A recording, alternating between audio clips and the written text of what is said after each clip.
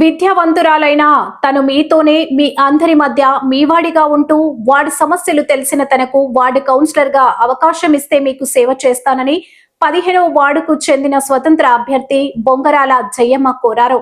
Municipal ఎన్నికల ప్రచారంలో భాగంగా శుక్రవారం హౌసింగ్ బోర్డు కాలనీలో ఇంటింటి ప్రచారం నిర్వహిస్తూ ఓటర్ల వద్దకు వెళ్లి ఓట్లు అభ్యర్థిస్తూ ప్రజా సేవే లక్ష్యంగా నిస్వార్థంగా మీకు సేవలు చేసేందుకు అందివచ్చిన అవకాశాన్ని మీ సేవకై వినియోగిస్తున్నానని, ఇప్పటికీ హౌసింగ్ బోర్డు కాలనీలో డ్రైనేజీ వ్యవస్థ గాని, తాగునీటి సమస్య, చిన్న చెరువు పక్కన ఉన్న ప్రాంతంలో అండర్ గ్రౌండ్ డ్రైనేజీ, సీసీ రోడ్లు నిర్మాణం తదితర మౌలిక వస్తువుల కల్పనలో గత నాయకులు అధికారంలో ఉండి కూడా ఏం అభివృద్ధి చేయలేకపోయారు.